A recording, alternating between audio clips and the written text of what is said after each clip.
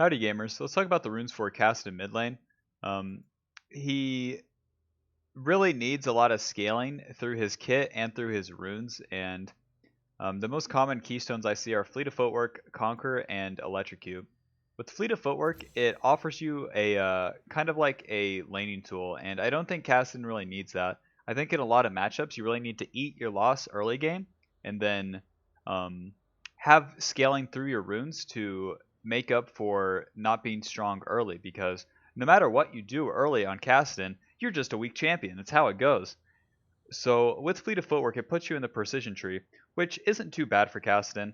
Um, you get Presence of Mind, which is effectively giving you more damage through the access to more mana, and then you can get Legend Tenacity, which is going to help you just withstand CC and then stick on the targets, and then the damage amplification from any of these runes in the fourth row isn't that meaningful for Kassadin, as you would be killing targets otherwise, and you're also not increasing multiple instances of damage as other champions would be. So with Coup de Grace, you deal 8% more damage to champions below 40% health. So you would be dealing 8% more damage with maybe one R cast and then a auto attack in most stages, because in most cases you would lead with Q ult and then E auto W, and then the champion would be below 40% health. So increasing the damage from one R cast by 8% isn't really that crazy. With cut down, you just can't really make good use of it, as you deal 5% more damage to champions, 5 to 15% more damage to champions who have more max health than you. So that's not really viable at all. And then with Last Stand, you deal 5 to 11% increased damage to champions while you're below 60% health. Also, not really what Kassadin's looking to do. Kassadin's looking to cast R at full HP at level 16 on top of every single champion, and then gain value out of that. So with this rune page, it would really be giving you not really the best of both worlds, but would help you survive the early game, as you would have healing from Fleet of Footwork, Taste of Blood, and Ravenous Hunter, and then everything else is kind of wasted, in the sense of you just don't gain a lot of scaling from it. The best scaling you get from these runes is through Presence of Mind, Legend Tenacity, and then Ravenous Hunter. So I think you're better off going with Electrocute. Kind of the same reason as uh, that I said before, is that you should be looking for as much scaling as possible, and then there's brief windows, even when you're getting to level 11 and level 16, that you could kill the enemy champion, and then you're probably only killing one enemy champion. So I think Electrocute, giving you more damage in that one instance, is higher value as well. To briefly touch on Conquer, with Conquer, I think it's also kind of misguided, as with Conquer, basic attacks or spells that deal damage to enemy champions grant you 2 stacks of Conquer for 6 seconds, giving you bonus ability power, and then stacks up to 10 times. Ranged champions gain less, and then once it's fully stacked, you heal for 15% of the damage that you deal. Kassadin doesn't need this healing, in the sense of like that you're looking to one-shot people. You're not looking to like stay in a fight. You're looking to R in and then immediately cast everything, and then have that kill the enemy champion, and then do it all over again. So yes, you can build that up, but then once you've built up Conquer, so once again you've used one rotation of your abilities, you Q, R, E, Auto, W, everything is on cooldown, but then you have more ability power with Conquer. So again, pretty similar to how Coup de Grace is kind of anti-synergistic. You have more ability power, but it's just for your one R cast, or maybe your second E cast. So you just lose. It's just so anti-synergistic, and the healing barely matters. It's pretty bad. With Electrocute, I think it's your best bet, as with Electrocute, hitting a champion with 3 separate attacks or abilities in 3 seconds deals bonus adaptive damage. This damage is based on your level, and then for Kassadin, your bonus ability power, so 0.25, which isn't too bad, and then it's on a 25 to 20 second cooldown, which also isn't too bad. Electrocute can also be used as a laning tool, but isn't a like primarily defensive laning tool, similar to how Fleet of Footwork is. Electrocute can be used as an offensive, defensive laning tool, because if you chunk the enemy champion, so you land a QE and then one auto attack, then you've dealt significantly more damage because of the Electrocute proc, and then you put them at a lower HP value, therefore making the lane more dangerous for them, versus healing like 10 or 20 HP with Fleet of Footwork. Thoughts? And then since you're taking Electrocute, you're in the Domination tree.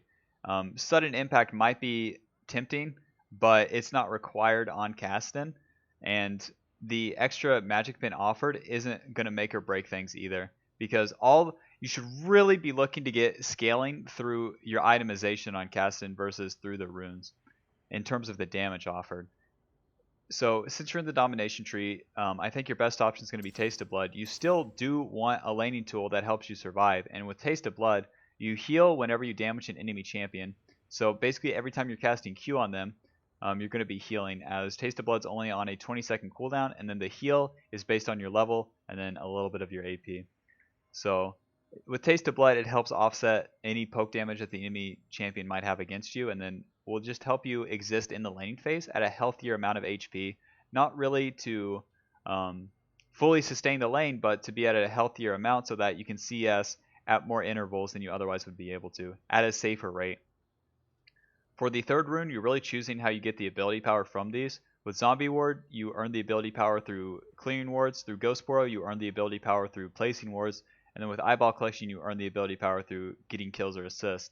I think it's completely fine to go with Eyeball Collection over Ghost Burrow, as you really don't have any opportunities to ward other than like warding your own lane as Kassadin, and swapping to Sweeper or Blue Trinket really early is completely fine too. So with Eyeball Collection, you need to get kills or assists to build up the ability power offered from it, but that's inevitably going to happen, and if it doesn't, it's also completely fine. So it's really just ability power that you otherwise just want to get, and it's there for free. And yeah.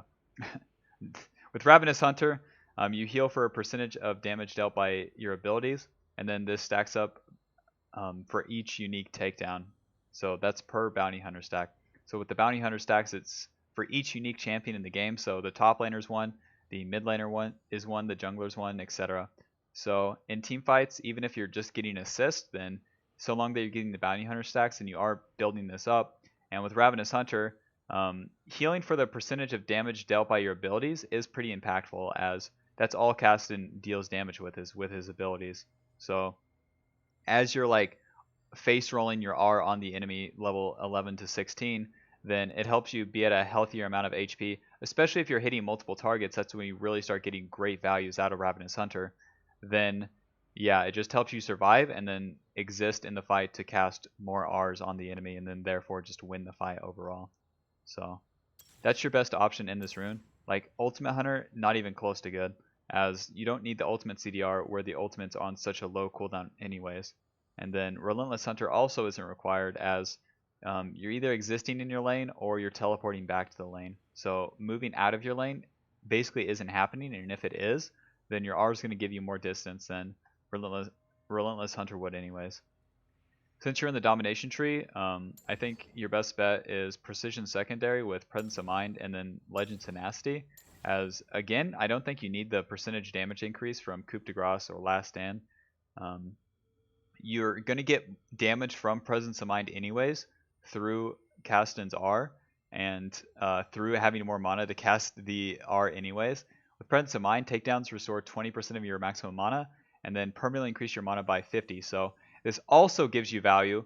It not only does it have this stacking value where unique kills and assists stack it up, giving you more mana, but in fights, even when it's fully stacked, restoring 20% of your maximum mana is really, really important for Kassadin, because you're constantly depleting almost all of your mana to get the most damage out of your R. So it's one of the best runes for Kassadin. Like Presence of Mind has more value than a keystone on this champion, so definitely run it. With the secondary rune and Legend Tenacity, just gives you tenacity that stacks up. Especially with Kassadin, you probably want to go defensive boots early. Boots like Merc Treads are going to help you endure champions like Orianna, Syndra, etc. And having Merc Treads plus Legend Tenacity is going to make it so that the enemy can't really do anything against you, and that's the enemy's like one response to Kassadin is a lot of CC. So think about champions like Fiddlesticks, Thresh, Nautilus, etc. And if you have Merc Treads plus Legend Tenacity, you really deplete the enemy's only good option of dealing with a Kassadin late game. So fantastic. That's exactly what you're looking to do. And then for the rune shards, it's going to be power, and then depending on your matchup, you want to switch the last resistance here. So either armor if you're playing into Zed, Lucian, etc. But if you're playing into an AP matchup, then you obviously want the magic resist in matchups like Orianna, Syndra, etc. Annie, whatever. You could also go double resistance if you were playing into a mixed matchup. So champions like Akali, Ornn, champions like that, then running double resistances isn't bad, as again, you're looking to outscale them, not so much like win the early game. So when you can, you should look to do that. The options of other secondary runes, I don't think even come close to outweighing Presence of Mind, because no matter what you get, you have to be outweighing Presence of Mind. So like you could go Mana Flow and then Transcendence, but the CDR doesn't outweigh the mana restored on takedowns. Not even close. And even though you do get mana from Mana Flow ban, you don't get 20% refunded. And 20% of like a Roa and a Tier and Kassadin's base mana and the mana offered from Presence of Mind, it's so much, man. Same thing with the Inspiration Tree second. You could have like perfect timing and biscuits against like a matchup like Zed, but even then, like just endure the matchup early, and so long that you're not dying, like run double armor if you really want to endure a Zed, you know, versus running perfect timing. So that's it with Kassadin runes. I really hope I explained why I don't think like Fleet of Footwork and Conquer is really that necessary, as you should just look to endure the matchup early through your play rather than through the runes, and then exploit the runes to amplify your scaling on this champion versus like band-aiding your lack of laning skill, or like just the lack of like how good Kassadin is early as a champion. So if this video helps you, leaving a like on the video helps me. If you have any questions, leave them in the comments. I answer literally all of them. And if you're interested in watching me play or talk about League of Legends, you can check out my Twitch. It's twitch.tv/SawyerNelson. I won't be playing Kassadin. Have you played Kassadin solo queue, man? Imagine getting to level 16 without your whole team just ruining the game. It's impossible, but shout out to all the people who do. I love when you press R, man. It's really cool.